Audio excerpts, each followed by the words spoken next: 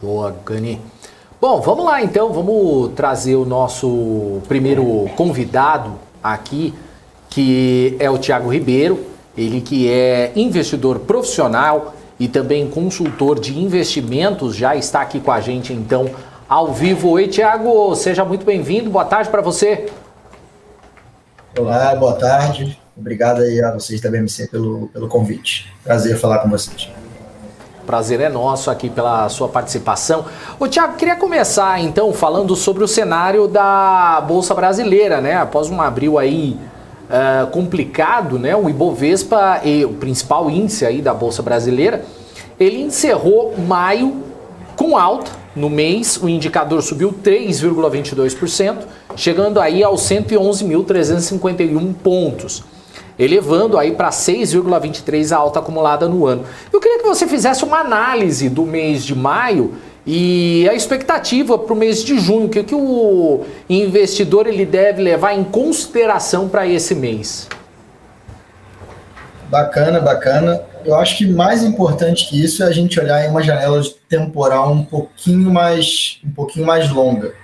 Tá? A Bolsa Brasileira está num período aí desde 2019, né, basicamente lateralizada nominalmente. Recentemente, nesse ano e até maio, como você mesmo falou, a gente outperformou as bolsas mundiais, tá? Então a Bolsa Brasileira performou muito melhor do que as bolsas no geral, muito por causa do impacto das commodities, tanto agrícolas como petróleo, minério e a própria celulose. Então essas empresas da Bolsa aí que representam muito do índice, né, a Vale sozinha 15%, a Petro por volta de 10%, enfim, puxaram o Ibovespa para cima, e os bancos também, que nesse cenário aí de juros mais altos se mostram bastante resilientes, né, ao contrário do que falavam há algum tempo atrás, que as fintechs iam dominar o mercado, enfim, eles iam perder uma fatia importante disso, que também representam bastante do índice, puxaram bastante bem. Só que é importante a gente olhar isso com um pouquinho de distância, porque parece que a Bolsa Brasileira está muito bem, os ativos estão ali bem, só que tem uma grande diferença entre o Ibovespa e empresas, por exemplo, como construção civil, varejo doméstico, small caps no geral, que não carregaram esse fluxo de green, né? Porque o que vem, embora os dados aí sejam bastante divergentes ultimamente, dá para a gente saber o que está comprando, o que está vendendo, o que vem movimentando a Bolsa Brasileira é dinheiro estrangeiro, tá? E com esses saques de fundos locais, tanto fundos de ações e multimercados, a gente não vem tendo aí um fluxo para empresas domésticas. O gringo compra o que ele conhece, Itaú, Bradesco, Petrobras, Vale, siderúrgicas. Então a Bolsa Brasileira, na minha visão, está bastante barata, tá? Olhando o prêmio de risco para renda fixa, olhando o histórico de preço-lucro, olhando mercados emergentes, comparando com o S&P, enfim, sobre qualquer métrica quase a Bolsa Brasileira está bastante barata, o que não significa que vai subir no curto prazo. Tá? Mas basicamente é isso que eu estou enxergando. Eu acho que é uma bolsa com oportunidades muito assimétricas de investimento, com excelente relação de risco e retorno, com destaque mais aí para small caps e empresas do cenário doméstico que estão bastante baratas. Deixa eu te fazer uma pergunta. Bolsa barata, eu tenho o único medo da renda fixa me dando 16% ao ano durante 5 anos, pré-fixado. Será que vamos conseguir isso na Bolsa, 16 ao ano por ano? Falar índice que 300 mil, 250 mil... Isso é bacana, né, Cabral? Porque nos últimos 20 anos, se a gente olhar em retrospectiva os últimos 20 anos da Bolsa e pegar o maior ciclo de alta da Bolsa Brasileira nesses últimos 20 anos, que foi 2003 a 2010, que a Bolsa multiplicou por 14 vezes em dólares, durante todo esse período o juros foi muito alto.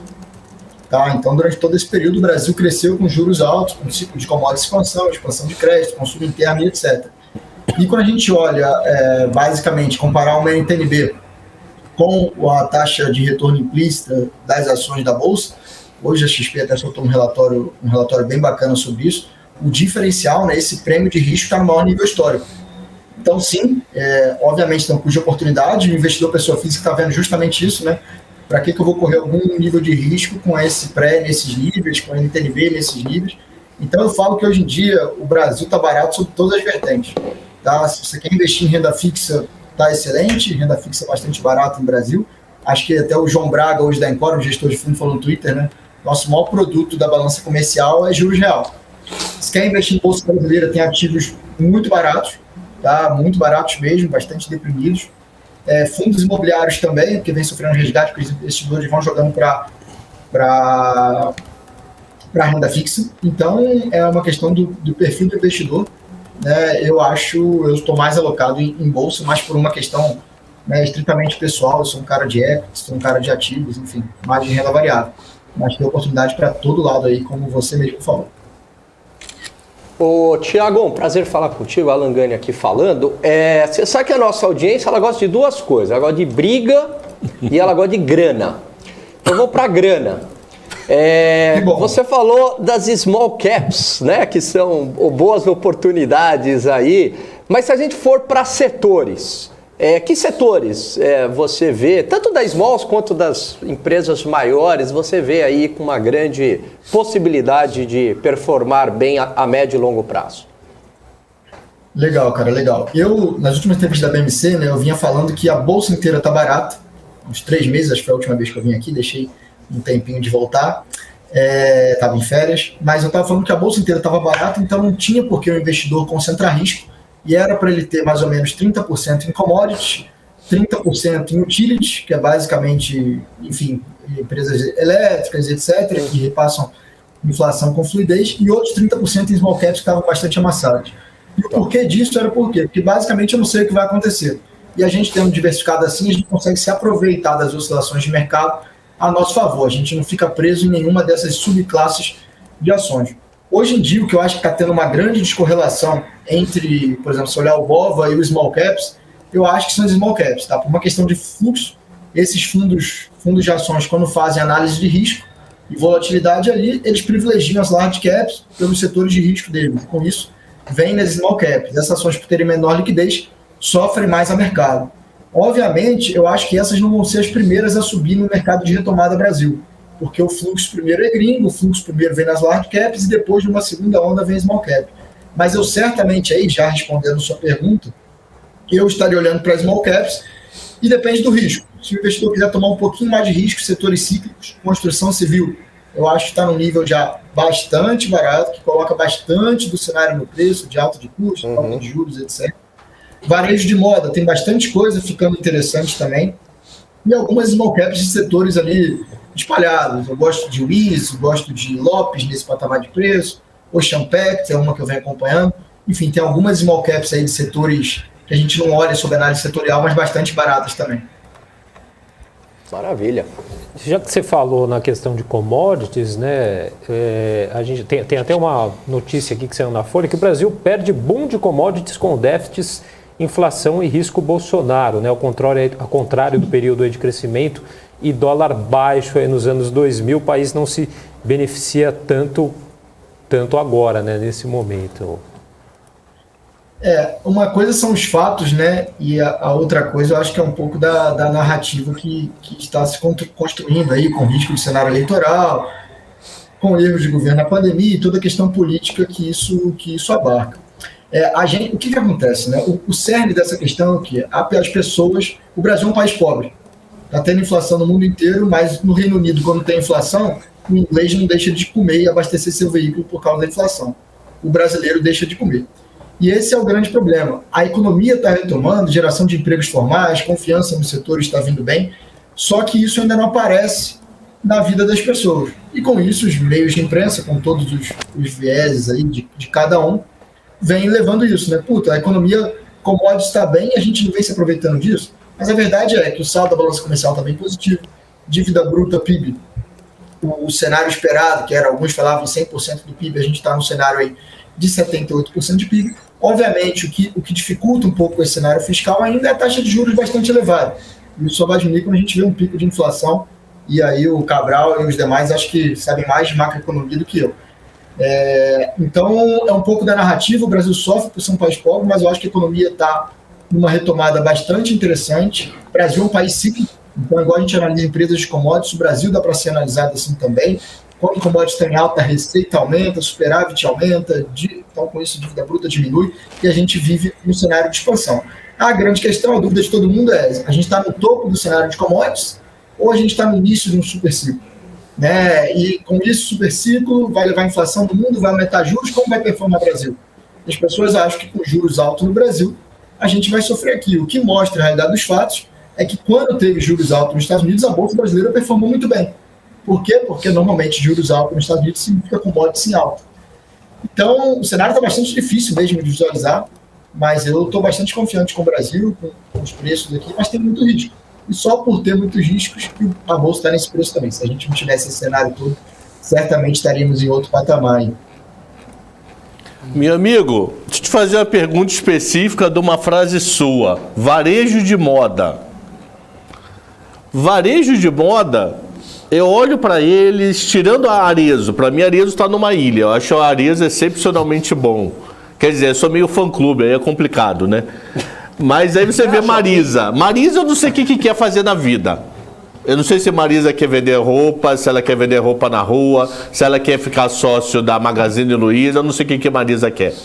Renner, se não mudou, não tem acompanhado recentemente, tinha um caixa que comprava 100 vezes a BMC e nunca fez nada. Então, quem você está olhando com carinho aí? Riachuelo, Soma, quem de varejo de moda? Shopee. Não, tô brincando. Bacana, bacana. É igual você falou, né? A Arezzo, primeiro, tem uma execução brilhante ali da família Birman, e segundo, é uma empresa focada ali em alta renda. Então, assim como outras empresas da Bolsa, JHSF, Arezzo, enfim, performa bem nesse cenário que não afeta tanto as pessoas de classe mais alta. O que eu estou olhando, Cabral, é o quê? Eu não quero correr risco específico de nenhuma dessas empresas. C&A, Renner e Guararapes. Porque eu quero ter uma exposição setorial nessas companhias. Então, o único setor da Bolsa que eu estou posicionado dessa forma, eu estou com uma exposição ainda pequena, mas em Guararapes, C&A e Renner. Tá? Como se fosse uma posição só, mas nessas três, porque eu não quero correr o risco específico de nenhuma, mas acho que estão muito comprimidas. Esse setor, o setor, para você ter noção, meu primeiro emprego, Cabral, foi na Renner. Então eu fui trainee da Renner, depois fui para o mercado, e conheço bastante a companhia ali no setor. O setor passou por uma consolidação recente, acelerada pela pandemia, e uma C&A valendo 1,9 bi, enfim, uma Renner negociando a próxima 25 vezes lucro, que a gente não viu tanto. Guararapes com vários gatilhos de geração de valor, de venda de shoppings, enfim, melhora de governança, e nível de múltiplos que eu basicamente nunca vi, tá? A gente está caminhando para abaixo de 2015 e 2016, naquela época que a gente não recorda tão bem do passado, mas em 2015 e 2016 a gente falava que o Brasil estava acabado, né? Então eu acho que é um setor que está muito barato, mas vai continuar sofrendo no curto prazo, e médio prazo na Bolsa, mas acho que pode se posicionar, mas eu não estou fazendo nada direcional, eu estou olhando, é o único setor que eu estou setorial. Se pudesse ter um ETF seria perfeito, né? Facilitaria o trabalho, né? Ô, Thiago, e commodities? Você acha que já subiu tudo que tinha que subir? Porque os preços estão muito elevados. E aí? O que você acha? Bom, commodities, eu acho que tem duas formas de analisar, né? Primeiro, olhar o mercado físico, assim. E nesse mercado a gente está tendo uma falta de oferta tremenda. Assim. O mercado físico normalmente sinaliza melhor do que outros mercados. Para alguns gestores, um gestor que eu gosto bastante, entende muito de ciclo, de commodities, etc., que é o Pedro Celis da Scopus, a gente está como se fosse em 2004 ainda. Tá? A gente vem de um período longo sem investimento em commodities, e isso pode se prolongar bastante. Tá? Tanto falando aqui em commodities agrícolas, como papel e celulose, como minério, que tem uma ligação um pouco mais direta com China, e depende um pouco mais de outros fatores, e petróleo. Então, a gente não está vivendo a economia mundial vai entrar em recessão por alta de juros, a gente vai ter menos demanda por commodities vão cair. Mas a questão, eu acho que commodities está muito mais na questão da oferta do que na demanda desses preços. Então, se fosse chutar, porque eu definitivamente não tenho uma resposta precisa e com convicção para isso, eu acho que a gente talvez esteja no início de um ciclo de commodities. Dito isso, mesmo se a gente não tiver, o mercado está precificando como se estivesse. Então eu acho que a chance de perda permanente de capital nesse cenário eu acho muito pequena, porque as empresas estão bastante baratas. Você vê uma Suzano e Klabin, os preços de celulose aumentando o ano inteiro, e Suzano e Klabin caindo. Tem bastante oportunidade. Ô, Thiago, e é um ciclo assim, só ver se eu entendi. Quer dizer, não é aquele crescimento exuberante da economia mundial, mas é algum crescimento, mas a demanda vai estar acima dessa oferta, muito em função por conta desses problemas de oferta, o que vai sustentar o preço. É isso que você está querendo dizer desse Exato. ciclo? Tá.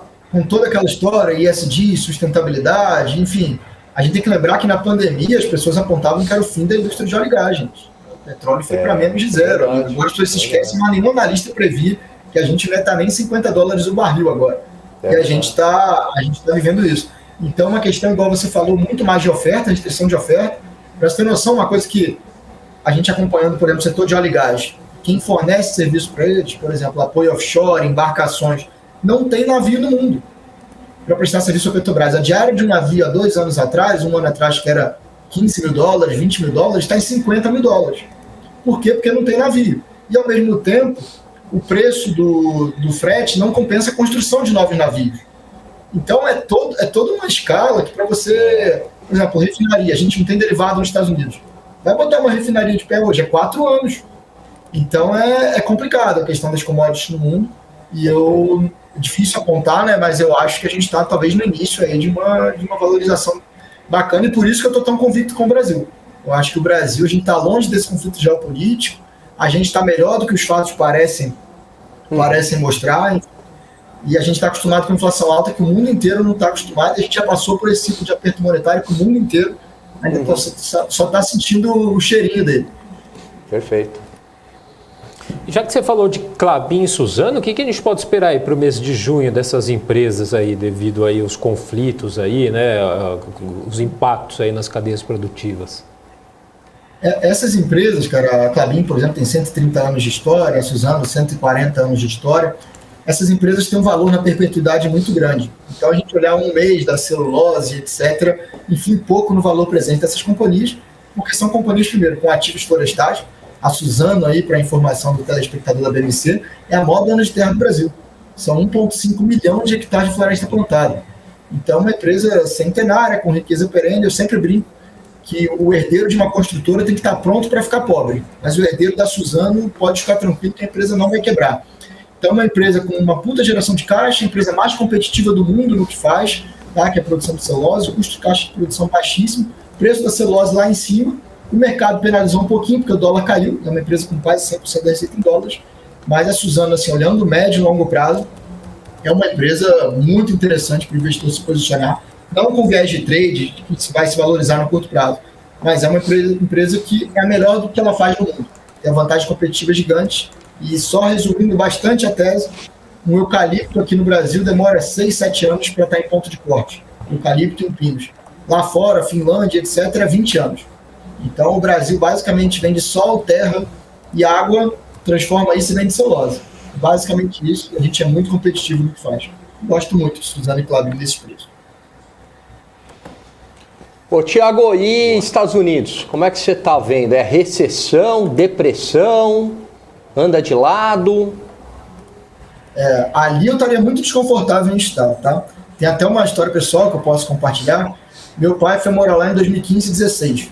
Né? E aí a receita dele é em Brasil e ele foi morar fora. Eu falei, pai, você tem que dolarizar seu patrimônio para pelo menos equalizar isso aí, né? Meu irmão ia entrar na faculdade, etc. E ele falou, não quero de jeito nenhum, vou deixar em Brasil, não quero confusão, montar offshore, coisas assim. Falei, dolarizou o patrimônio. E aí teve o ganho do câmbio, teve o ganho de REITs, enfim, tudo se valorizou muito nos Estados Unidos, foi uma puta pancada. Agora eu estou tendo o mesmo trabalho de trazer ele para o Brasil de volta. Que agora ele não quer vir para o Brasil, porque o Brasil vai quebrar, porque o Brasil tem eleição, porque aqui... Enfim, eu acho que Estados Unidos, se a gente olhar ciclos econômicos, o único período que a economia americana cresceu mais de 12 anos seguidos foi pós-Segunda Guerra Mundial. E agora a gente está desde 2009 aí com a economia americana crescendo. A economia americana é super alavancada, então o aumento de juros lá mata a questão de financiamento imobiliário, alavanca muito a economia americana. Enfim, os preços ali não tão baratos como os preços brasileiros. Então, eu estou zerado em Bolsa Americana, não estaria confortável de estar ali. E o cenário de risco para Estados Unidos é muito mais complicado para o Brasil. A gente, em 2010, tem que lembrar que ninguém queria investir nos Estados Unidos. O lema ali era investe em emergente, porque emergente tem mais crescimento. Depois disso, a Bolsa Americana multiplicou algumas vezes e o Brasil ficou de lado. Agora, eu acho que é justamente o oposto.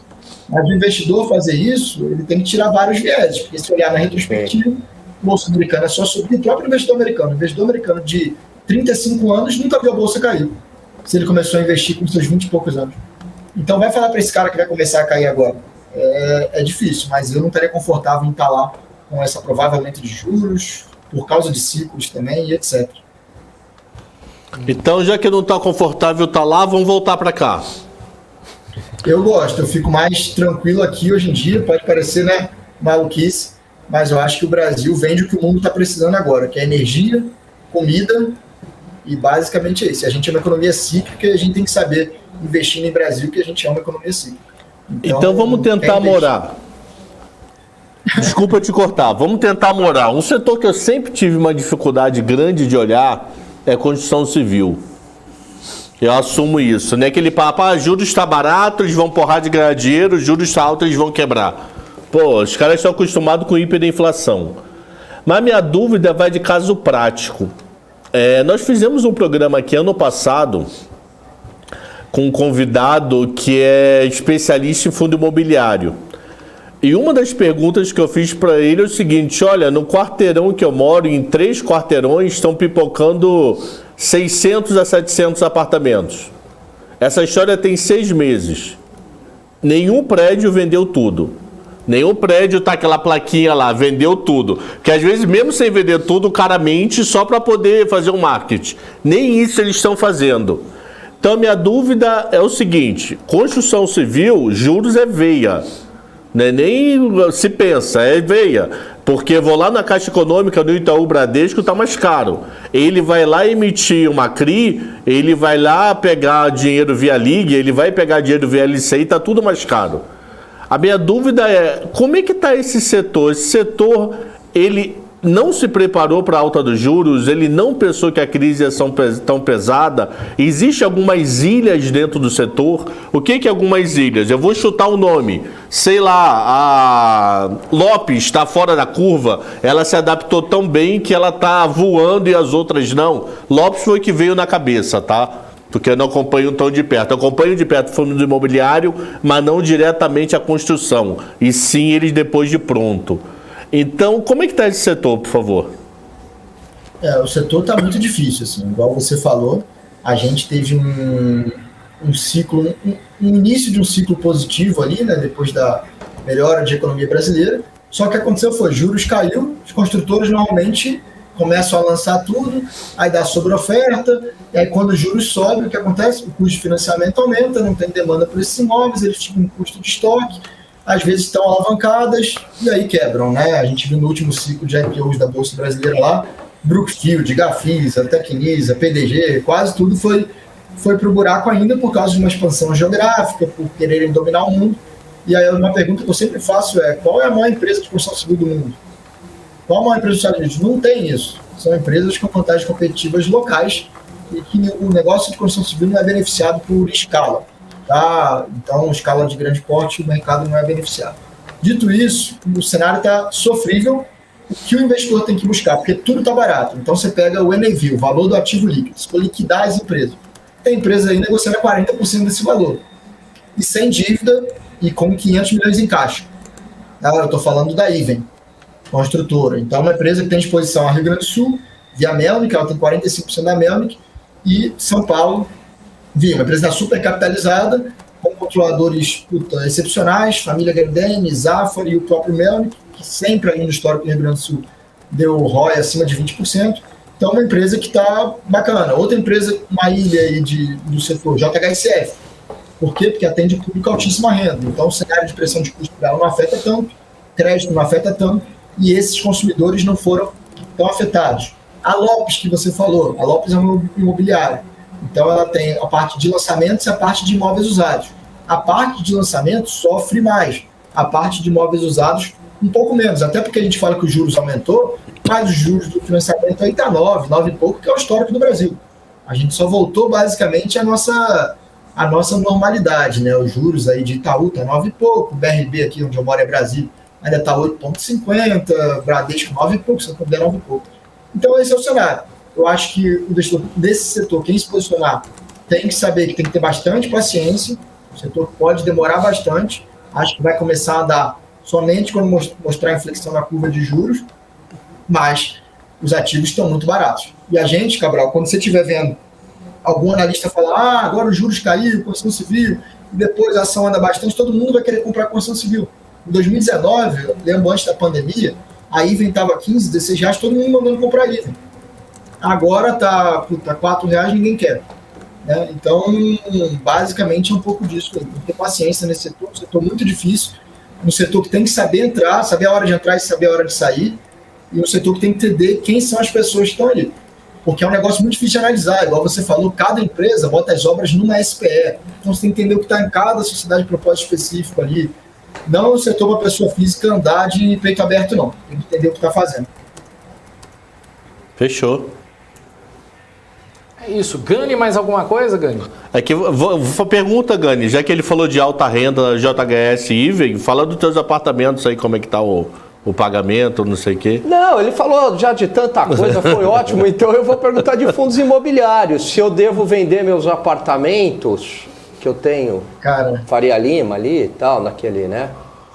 Tem um ali, não, Tucumã, tu mora ali no prédio, né? Tem uns apartamentos ali, perto do Clube Pinheiros. Se eu vendo e eu compro fundos imobiliários, não, por que você não faz o contrário? Pega o apartamento e coloca no fundo, já dá uns 800 milhões de patrimônio, mano. Acho que é uma boa. O que você acha, Boa.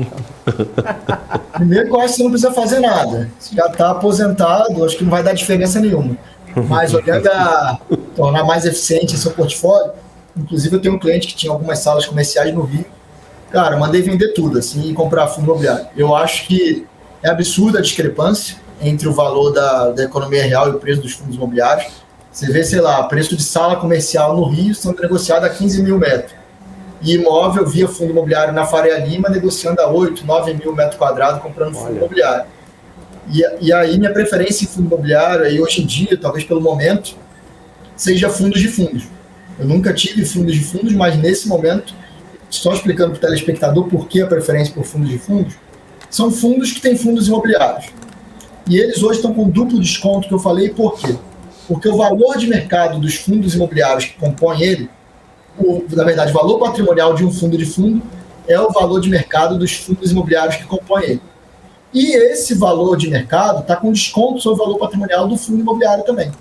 Então, você comprando eles hoje, você está comprando um duplo desconto que chega a 45%, 50%, dependendo do FOF.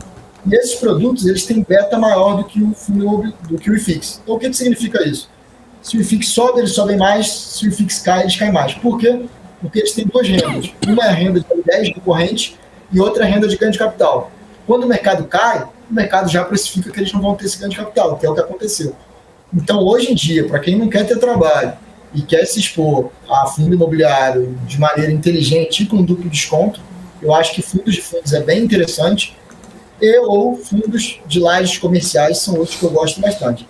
Eu acho que fundo de CRI recebível eu estaria um pouquinho mais cauteloso. Primeiro, porque tem uma frase de um gestor desse mercado que eu converso, gosto muito, mas não posso falar o nome. Ele fala que só sabe o que tem no fundo de... que é igual salsicha. Só sabe o que tem no fundo de CRI quem estrutura um fundo de CRI. Esse é o primeiro motivo, é um negócio um pouquinho difícil. E segundo, porque eles estão hoje com ágio sobre o valor patrimonial, a maioria deles. Então, estão precificando que juros altos desse jeito, inflação alta desse jeito, e talvez não seja o momento para estar alocado. Mas pode ficar assim por um bom tempo também. Então, de novo, não é tão simples, mas eu hoje estou em lajes e em FOFs. Thiago, eu não sei se você concorda comigo também, uma coisa que eu não gosto muito de fundo de CRI é que eu posso comprar o ativo de renda fixa diretamente, no pior dos mundos eu tenho a rentabilidade garantida até o vencimento, né? Uma LCI, um CRI, você não concorda? Quer dizer, qual que é a vantagem no final das contas em relação à renda fixa, né? Eu concordo bastante, né? A vantagem talvez seja você comprar no momento certo ele, né? Quando tiver com deságio sobre o valor de face do título. Que aí você compra mais barata via fundo de CRI do que comprar o CRI diretamente. Mas nesse momento, basicamente, você está pagando 5%, 10% às vezes de ágio sobre o valor dos títulos e não tem essa vantagem que você mesmo falou bastante bem. Então, eu, sinceramente, hoje, se eu tivesse fundo de CRI, eu mudaria para FOFs e fundos de lajes, aí, shoppings, mais para a economia real. E o FOF, ele costuma pagar dividendos mensais? É uma prática? Como é que é? Igualzinho, Alan, ele repassa os fundos imobiliários, os dividendos, aluguéis dos fundos imobiliários para o cotista. Então, tem os FOFs, hoje em dia, eu acho que podem dar bastante alegria aí. Tem muito espaço para andar. Então. Maravilha. Boa. É isso aí. Valeu, então. Obrigado, Thiago, pela participação aqui no BMC Market.